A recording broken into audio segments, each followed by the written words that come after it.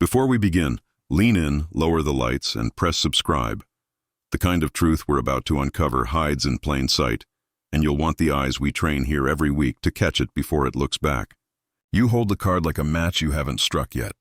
Your thumb rubs the edge of the mount, cream paper stiffened with time, a faint gold border dulled to a bruise. The studio imprint at the bottom whispers 1896 in embossed filigree, a city name you almost recognize, and the photographer's flourish like a signature that knows it paints memory for a living. The air around you feels cut from calico and coal soot. Imagine just for a second the room where this was made. A high window poured with winter light, blinds half drawn to tame the glare, a painted backdrop of a terrace no one owns, a chair whose upholstery never remembers a warm body. The smell isn't the ether reek of the earlier wet plate days. By the 90s, it's drier, cleaner, the metallic tang of fixed bath, starch, varnish, dust, and a retoucher's graphite. A child's dress folded on a pedestal in case someone's own is too wrinkled for forever. A basket of wax blossoms that never wilt. On a side table, a shallow dish of pins. You breathe once, twice. The picture breathes not at all. You don't read the face yet. You read the light. In less than a second, your eyes perform the first test you didn't know you knew. You go straight to the pupils. It's a reflex, the fastest of them all. At arm's length, you catch the way the gaze sits. If the subject lives, the reflection in the eye, a tiny catchlight like a coin dropped in a well, will tell you where the window was and how quickly time moved. If the subject didn't, that mirror sometimes goes missing. But here the eyes refuse to be simple. Your gaze clings to a shine that seems too certain, too painted on to be caught by glass alone. The iris ring feels thickened at the upper curve, the pupil too round, too polite, as if a careful hand coaxed a perfect circle where a camera would record an ellipse. The whites carry a faint, improbable warmth, like cream just touched with tea. No one in a Victorian studio wanted a dead eye in the final picture. They wanted a last sleep that looked like a slow breath.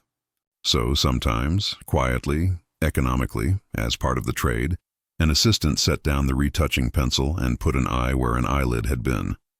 In the close heat of the retouch room, a sheet of ground glass hummed under lamplight, and the graphite slid along the negative like a whispered prayer. A dot for a catchlight, a crescent for an iris, the suggestion of direction where there was only closed skin. Other times, on the print itself, a watercolorist touched the pupils, a trace of indigo around the brown, a gloss that didn't come from life but pretended it did. You don't accuse this photograph yet, you test it. 1 second to locate the gaze, another second to note its unnatural calm, another to notice the eyelid edges are slightly too smooth, as if the lashes are present but asleep under painted sight. Your heart is the metronome. The picture doesn't keep time with you. Shift nothing but your breath and let your focus widen. You've trained your eye to see the whole frame in a heartbeat. Now you narrow it again to where the camera fell in love with a single plane. In the 1890s, he had the lenses for it. Rapid rectilinear glass, fast enough to trim the exposure to seconds instead of long minutes. Light funnels into an appetite, and that appetite chooses. If many things are sharp at once, the sitter had to stay very still, or the exposure was short. If one thing gleams razor true while the rest softens like fog, the lens and the choice made a decision for you. Watch what happens when you blink and look. The baby's face is exact as a cut gem. The sew of the bonnet ribbon is crisp. You can count the stitches, but the mother's hand, there in the edge of the frame, gloved in black crepe, flattened into a shadow that doesn't quite own 5 fingers, blurs at the hinge where life jitters. Minute vibrations live in living hands. Their softness here is honest. The infant's perfection is too good for a room where air moves. You can feel the photographer thinking in 1896 as he set the tripod. The light is soft today, thank God. I can get it in 2 seconds if she doesn't sob. He checks the plate holder, breathes, and asks for silence. He tells the mother to rest her hand on the arm of the chair. Just touch the lace, madam, and be very brave. And he's not lying. The exposure hums its tiny hymn. A living child hiccups. A dead child doesn't. The camera can't lie, but it can be persuaded to speak gently. See how the fabric at the infant's chest lies perfectly obedient, how no breath lifts it during the exposure, how the eyelids don't register the micro-tremor of a blink. In 1 second, you mark the focus plane. In the second after, you trace the fall off. Backdrop softened, mother's veil feathered at the edges, but the cheek, the cheek, is remorselessly sharp. You find yourself thinking of marble. Your fingers travel to the bottom edge of the card again. The bevel, worn to a tobacco stain color, stops your nail. You press and slide and find the third test because you know where to look. Because someone taught you to look for what props refuse to confess. People like to say the Victorians propped their dead with iron stands. It makes a good shiver. But you know better than to reach for that first. The stand, wrought iron, 3 feet tall, the head clamp like a wishbone, was for the living who couldn't swear stillness for the 5 seconds the camera demanded. It steadied spines and chins. It didn't resurrect. The dead don't sway. They don't need help holding still. What they need is gentleness and support that isn't a confession. Scan the drapery. You see the curve of a pillow hidden beneath the lace the way a turtle shows its shell underwater. Not a lump, but a suggestion of dome. The infant is not seated quite upright. The gravity in the pose is theatrical, tilted toward sleep, angled as if dozing against someone's lap that never appears. There are tricks, and there are old ones. Sometimes the hidden mother cradled the living child beneath a shawl to still the fidgets. Sometimes that same shawl cradled the last rest, its owner erased for kindness. The fabric's fold at the left edge betrays a knee under it. The line of the knee is wrong for a pedestal. Your eyes make the calculation in less than a breath. No sharp 90-degree where wood should be. A curve that belongs to a person trying to disappear. Somewhere beneath that black crepe, a woman holds her baby without holding her anymore. The pose is stiff but tender. The wrist under the lace cuff at the infant's shoulder is a brace disguised as a caress. If you had only a second to decide, you would call it support. If you had 2, you would call it love. You hear nothing, but your skin hears the room. The way studios contained sorrow without remark was a skill. The photographer knows better than to say condolence out loud. He says, "Turn the head a little, there." He knows the myth like you do, and he knows where it came from. Those stands are everywhere in the back rooms. Skeletons waiting for a skull, and he's tired of people pretending they're gallows when they're just crutches. He has other devices for today. A rolled towel under the dress, a pin sash to stop a fall. The stiffness you see in the infant's fingers is not the stiffness of discipline. It is the rigidity that follows when muscles, having done their last work, surrender to chemistry. You try not to think the word. The lace glove on the mother's hand trembles in the second the shutter slid. The baby's hand never does. The picture is so careful you could swear it's being careful with you. You let your eyes be led by smell now, memory's trick. Imagine crepe, a black that swallows every species of light. Imagine flowers. If the living Victorian home had a vocabulary for grief, it spoke in petals. White roses bloomed in the parlor when words failed. Wax orange blossoms stood in for the impossible. Look back at the frame and notice how the props are not neutral. That wreath isn't a neutral decoration. It's an emblem with a grammar. The blossoms arranged around the child's head are pale, too precise, and their leaves shine in the peculiar matte way that belongs to wax, not chlorophyll. They don't wilt in the time it takes to load a plate. They never wilt at all. You don't accuse the bouquet of lying. You thank it for telling the truth. Every studio had flowers on hand, to charm, to distract, to hide. But when the sitter is a baby, and the season is not summer, and yet the wreath rings the head like a crown from a church bier, your seconds add up to certainty. The ribbon tied around the infant's wrist, silk dove gray, carries a tiny medal. It isn't a toy. A saint's face flattens under varnish. The mother's dress is deep mourning, crepe upon crepe. In 1896, etiquette softened for infants, but the instinct didn't. Notice the veil's grain, a crinkle that eats light like ash, and the way it flares slightly despite the mother's effort to still it. If this were an ordinary christening portrait, she would wear lighter, hopeful things. Here her jewelry is a brooch of hair under glass, someone's hair, plaited carefully, maybe the child's, maybe a sibling's. Within a second you clock the language of memento mori, not as superstition but as punctuation, a final, precise period at the end of a short sentence. You let the studio vanish and you demand of the picture the fifth thing, the one that doesn't compromise, time. In photographs of the era, time is a liquid you can see move if you know how to look. A twitch writes itself as a soft double. A breath writes a ghost of a second nose. Even the beat of a pulse sometimes shadows a throat. So you widen your focus to everything that could have moved. The fringe of the curtain, the ferns in the painted vase on the backdrop, the strands of hair that escaped the mother's comb. You find two places where time left fingerprints. The fern is a painted fern. It does not move. The mother's hair strand is real, and at its tail a half millimeter of softness as she turned her head in the exact fraction of a second the shutter sighed. It's a kindness, that flaw. It gives the lie to perfection. Against it, the child is engraved. Rotating your wrist, you catch the way the infant's lips hold the line, but not the gloss of saliva. The way there is no wetness in the mucosa, just powder and careful rouge. You notice the cheeks wear a color that real blood doesn't choose. A bloom too symmetrical, as if an artist stepped in where circulation would have taken the color without asking. Your mind does the arithmetic again. 5 checks and 5 heartbeats, the eyes too perfect for nature. The focus that cherishes only one subject, the supports hidden in compassion's drape, the morning grammar of props and garb, and the absolute stillness that no living thing can offer a lens this honest. The sum is not accusation. It is a benediction. Listen to the picture resist. Every time you approach the threshold of naming it, the image tries to make you step back. Perhaps the photographer, careful as a surgeon, warmed the skin with a dab of color on the cheeks, a touch to the lips so they do not look like wax. You see the stroke, faint along the lower lip, where watercolor dries in a tide line. Perhaps the irises were coaxed into being with a retoucher's needle on the negative, stippling the emulsion to make a pupil unvoid. When your eyes adjust, you glimpse the shadow of eyelash on the upper lid, and realize the lash casts no reciprocal shadow downward, where the painted eye should hide it. Little betrayals like that are how truth bleeds through art. You inventory the betrayals, and your chest tightens not with horror, but with recognition. They weren't trying to fool you.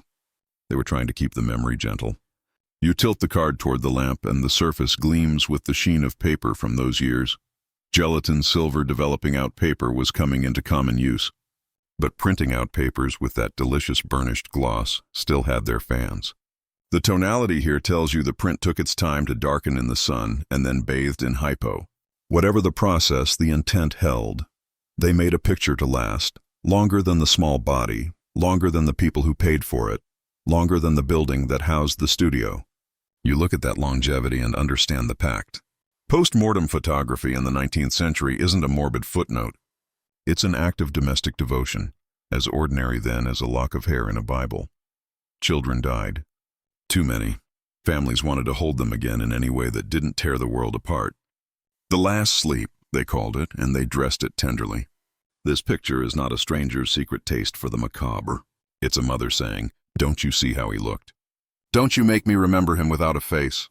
You move closer without moving. You start to hear more than the room, the way morning makes its own weather. Perhaps the mother's breath caught in that non-second when the shutter opened, and that is the blur at her mouth you tried to make into lens fault. Perhaps the father stands just beyond the backdrop, hat crushed in his hand, keeping his silence like a leash on a dog that wants to howl. There are traces in the photograph of people not in it, as there always are. A scuff on the floor from a boot that paced, a smudge on the lower mount where a thumb pressed too long. The baby's gown, long as a christening robe, pools in negative space like a small sea, and in that sea are pinpricks where straight pins hide, holding the fold. You decide at last that the pins are the only cruelty here, and even they are a utility, not a menace. The artifice is not deception, it's ceremony. You let your spine align with the spine of the photograph and keep walking into it. You test the shadows around the nostrils, noting the absence of a flare that a breath would make. You test the corners of the mouth, watching for the muscle pharmacies that life keeps stocked with twitch and purse. Everything that could move refuses you. The picture took its time to catch you. Now you owe it the courtesy of finishing your looking. If you circle your finger over the baby's eyes, never touching, never daring, you feel that peculiar hum that comes when paint sits on print. It is so fine a layer you could swear you made it up if the catchlight did not refuse to shift when you angle the card. True catchlights migrate with your lamp. Painted ones hold their position as if the studio window never moved, as if light learned obedience. You pretend you are the photographer and measure the window in that painted dot. 2 panes, upper left, which is wrong for the room you've imagined, but right for the room the photographer wanted you to live in. Think of the glass negative, rough at the edges where it was cut, emulsion like dried breath on a winter pane. On that surface, a retoucher's knife has lifted silver like snow from a field, carving light into absence until the baby's cheeks glow even when the world shouldn't give them the courtesy. Retouching is not a crime. It is a kindness sanctioned by custom. The drama here is not the technique. It is your awareness of what the technique is working against. Life gives new skin a translucent luster. Death does not, so paint gives it back enough to spare a viewer the shock of wax. You catch yourself being grateful to an anonymous hand across a century and feel the indecency of that gratitude. You hold it anyway. You pinch the mount, not too hard, and feel a thickness that suggests a cabinet card rather than a thin carte de visite. That puts it where you think it is in time, the late trailing end of the format's fashion, when families still loved the ritual of the stiff card, but albums had begun to crowd with smaller prints too. Turn the card, just enough to notice without committing to flipping it. Along the bevel, a nick reveals layers like rings in a tree. At the corner, a smear of something darker, resin, glue, makes you wonder whether this picture once lived folded behind glass in a small frame. You have seen thin, silver-speckled lines on other photographs where glass kissed emulsion and never let go. This one is clean. It lived most of its life in the dark, which is why its blacks still look like velvet. And now, because you have measured the eyes and the focus and the supports and the blossoms and the stillness, you give yourself permission to look at the face as a face. There is a heaviness at the corners of the mouth that is not sadness, not sleep, something older. The baby's lips sit not in tension but in release, some primal grip finally loosened. The chin softens into the pillow with a compliance you don't want to name. You have looked at enough sleeping children to know this isn't that. Sleep carries a small argument, against the pillow, against the blankets, against waking. This face doesn't argue. It is at rest in a way that teaches the word. You try one more test that lives half in your eye and half in your ear. You listen for the noise life makes in photographs of the old kind. In a long exposure, people breathe. Fabric sighs. The smallest tremor writes a feathered halo around what should be a line. Your brain hears that softness as a hush. Place your attention on the eyelashes, where they cross the line between air and cheek. They are the only hairs in the picture that do not misbehave. Not a single lash registers a lift that a blink would grant. You imagine a tiny brush having stroked them into compliance before the exposure, but you know even a hair will dance if it has a pulse. Here, the hair obeys like a pinned ribbon. Your seconds run out. The arithmetic answers you back, so you let the image return the gaze. That is when the current shifts. You are not the examiner anymore. You are the examined. The painted glimmer is not a lie. It's a mirror. You think, someone in that room in 1896 loved this child so completely that they insisted on eyes, these eyes here, so that future you would not turn away. You can tell yourself it's just a technique as old as the art to make a portrait breathe. You can tell yourself it's a mercy. But it feels like the photograph sees you notice and chooses to be noticed. That is the moment you understand the pact. A family asked a camera to hold what life let go. The camera said yes in the only language it had, light bent into silver. You finally turn the card. The back is a theater of the maker's pride. Scrolls, laurels, the studio's street. The promise of medals won at exhibitions that have long since blown away.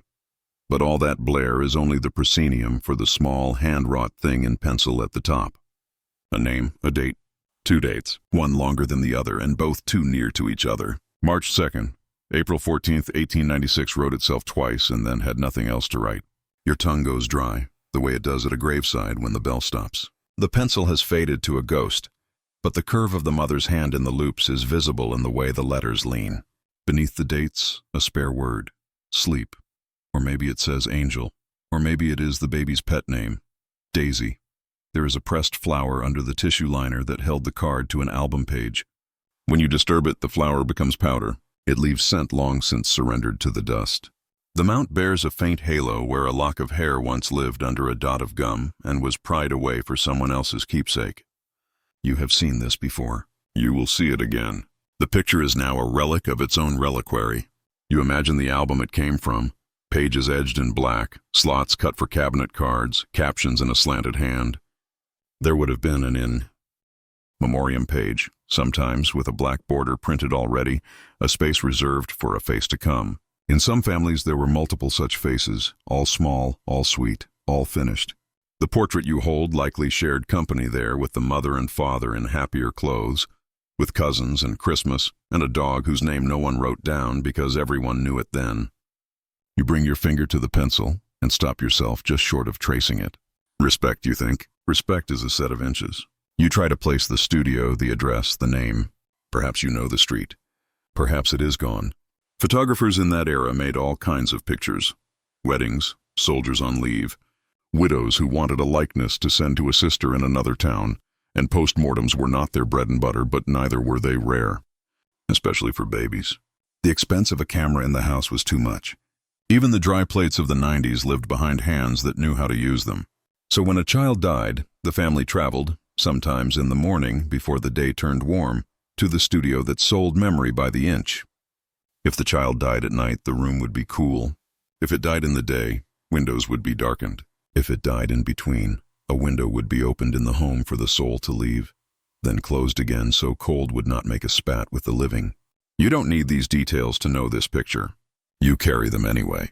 The photograph keeps confessing if you keep asking. You peer at the ribbon again. The knot is too perfect, too recent. Its tail's cut on the bias the way a seamstress would. It's a fresh tie for a last dress. The lace at the collar is not the family's ordinary lace. It's the studio's. The embroidery is a little too showy, meant to print well, white on white, high relief. The pillow is not the baby's pillow. The pillow belongs to every infant who ever came to that room. The crown of wax blossoms has an imperfection, a missing petal where a previous family's grief snapped a stem and the prop was repaired, poorly, with glue that darkened. If you could see it in color, you'd see the white is yellowed to a shade of saved butter. The satin has scuffed where too many hands placed it and removed it and placed it again. You find yourself grateful that grief too has a history of touch. Your checks, once seconds long, have slowed to contemplation, but now you demand the picture give you a final truth that binds them all. It gives you a soft, rare one. The mother's veil shows a damp spot near the corner of where a mouth would be if she lifted it. A place where grief as salt water fought with crepe as a net, and neither quite won. You can't be sure. It could be a stain from storage, a drop of something else, an accident. But your body recognizes the shape of a breath turned to liquid and turned to remembrance. If it is a tear, it fell in the room where the shutter sighed. If it is not, you want it to be, and that is a truth of its own. Think of the day this photograph returned from the printer to the family, the sound the envelope made on the table. Think of the way some hands cannot bring themselves to look right away.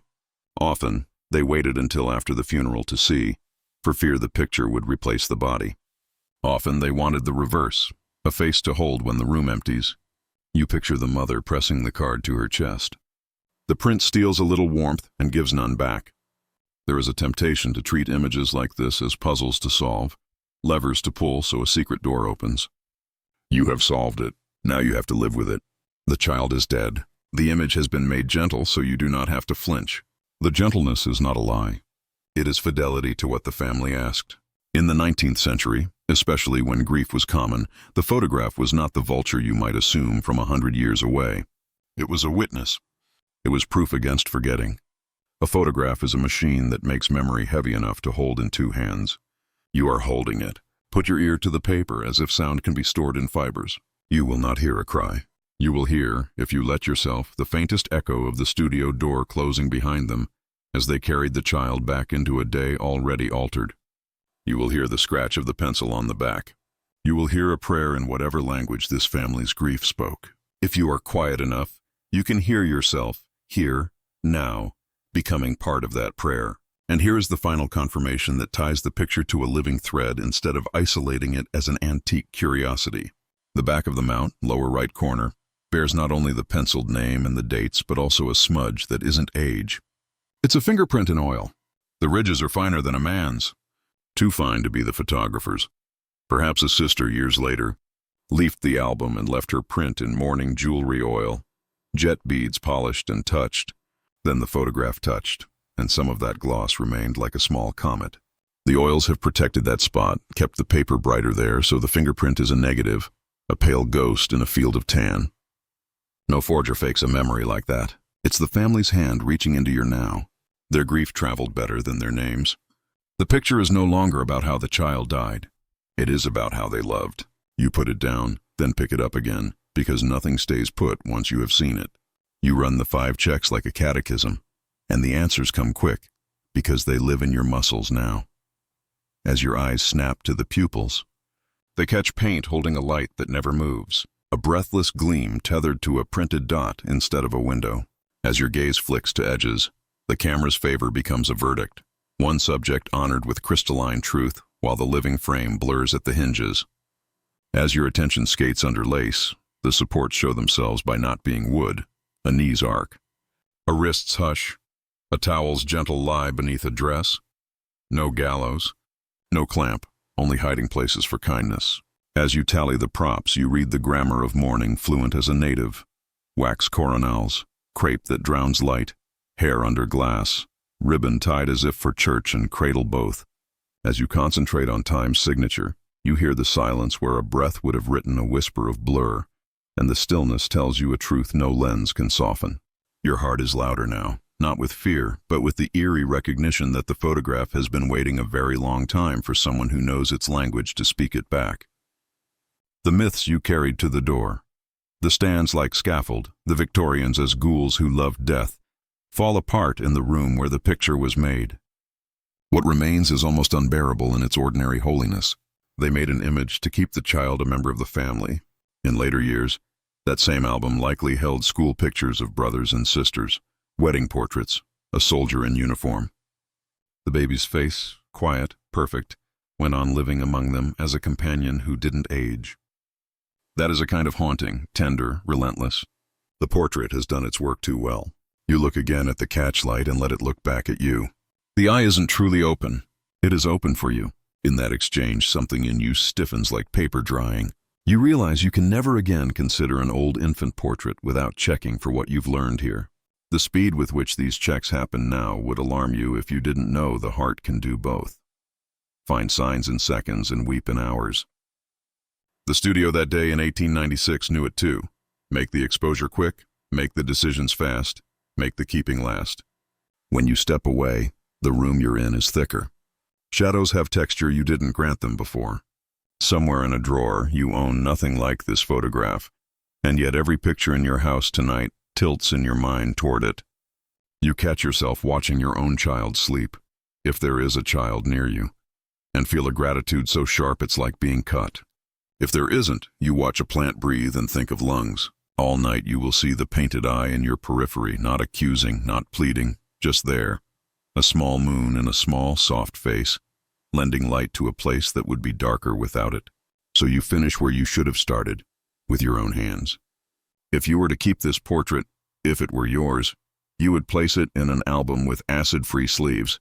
You would tuck a note behind it, repeating the names, dates, stories that otherwise die with you. You would honor it as a member of a family that never asked to be a ghost. You would not drag it out at parties to produce shrieks. You would not sell it to strangers who want a thrill and not a life. You would perhaps do the most radical thing of all. You would love it. And if you want to keep looking into rooms like this, to train your eyes to the kind of quickness that the living and the dead both deserve, subscribe now. There are more photographs waiting, more truths that look back, more seconds that will change what you see forever.